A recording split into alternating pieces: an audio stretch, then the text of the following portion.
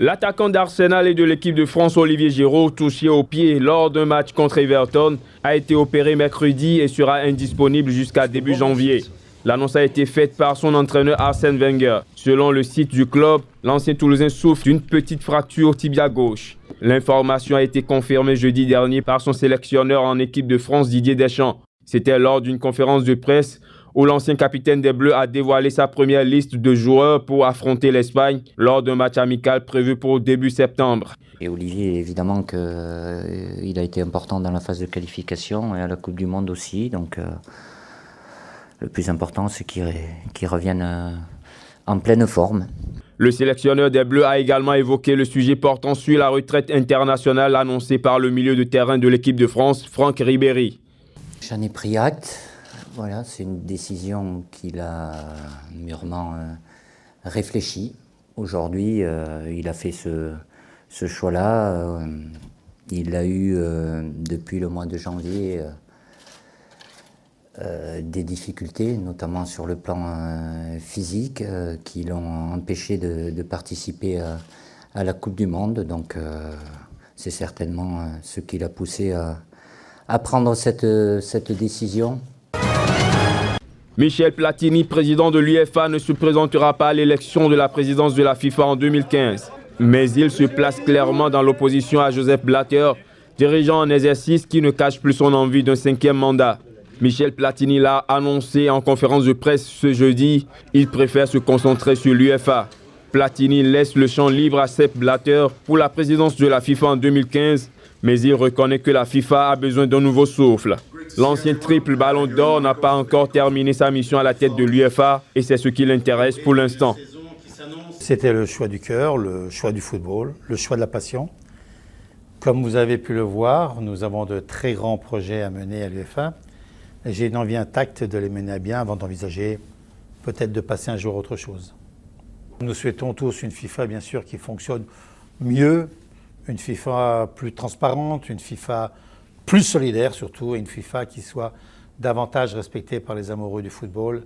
Et je ferai mon possible pour continuer à cela à mon niveau. Mais aujourd'hui, vous l'avez compris, ce qui m'intéresse, c'est l'UEFA et uniquement l'UEFA. Le Bayern Munich est parvenu à un accord avec le milieu de terrain espagnol du Real Madrid, Xabi Alonso, pour un transfert en Bavière.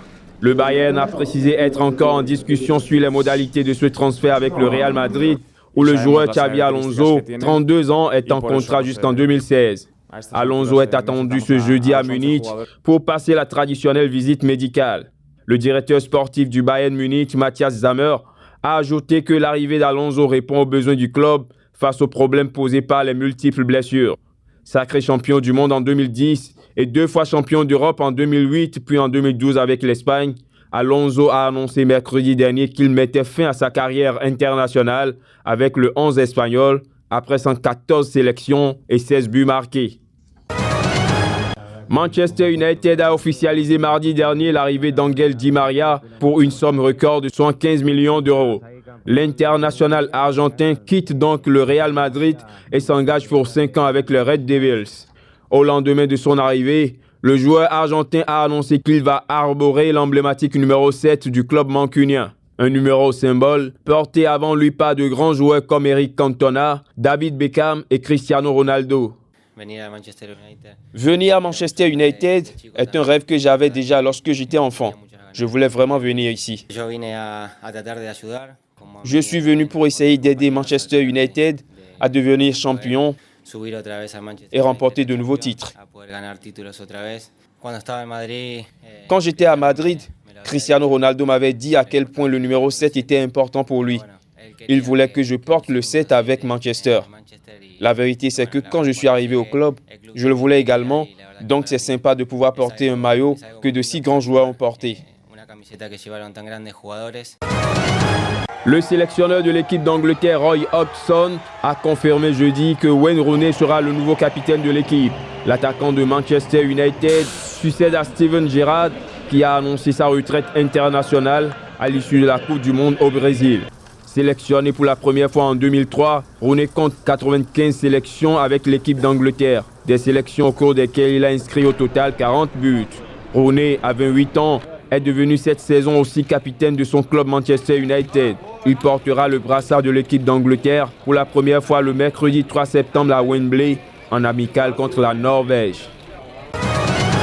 Le joueur portugais du Real Madrid, Cristiano Ronaldo, a été élu meilleur joueur UEFA de la saison 2013-2014 après le vote de 54 journalistes européens à l'occasion du tirage au sort des groupes de la Ligue des Champions jeudi à Monaco. Ronaldo n'a pas brillé au Brésil en étant éliminé dès le premier tour avec le Portugal, mais il a en revanche été grand artisan de la victoire du Real Madrid en Ligue des Champions. CR7, ballon d'or en titre, a notamment établi un nouveau record de buts inscrits en une saison de Ligue des Champions, en bouclant l'exercice passé avec 17 réalisations. Le Portugais qui était en course avec Manuel Neuer et Arjen Robben succède ainsi à Franck Ribéry, Andrés Iniesta et Lionel Messi pour la 4e édition de ce prix. Sur le continent africain, alors que la Coupe d'Afrique des Nations approche à grands pas, l'organisation des matchs de qualification des équipes africaines est bouleversée par le virus Ebola. Plusieurs rencontres ont déjà été délocalisées pour des raisons de sécurité et certains pays refusent de jouer dans des zones touchées. L'épidémie préoccupe les fédérations africaines dont les équipes doivent s'affronter début septembre dans le cadre des qualifications pour la Coupe d'Afrique des Nations prévues du 17 janvier au 8 février au Maroc. La Confédération africaine de football est sortie de son silence pour rassurer les pays concernés. Il n'y a aucun match des éliminatoires de la Coupe d'Afrique des Nations 2015 qui soit compromis, la phase de poule, bien entendu. La CAF a fait savoir depuis le 12 août dernier que 3 pays membres de la CAF, notamment le Libéria, la Guinée et la Sierra Leone, devaient jusqu'à la mi-septembre disputer leur match sur terrain neutre. Ce qu'il fallait éviter, c'était des situations où on avait une grande concentration de population en un lieu. C'est pour ça que les matchs de foot ne pouvaient pas se disputer dans les pays où l'épidémie est largement répandue aujourd'hui, c'est-à-dire la Guinée, la Sierra Leone et puis le Libéria. La Guinée jouera le 5 septembre contre le Togo à Casablanca au Maroc. Elle a déjà trouvé un site pour abriter son match. Et la Sierra Leone, qui est l'autre pays concerné et qui devrait recevoir le 10 septembre la RDC, est toujours à la recherche d'un pays hôte.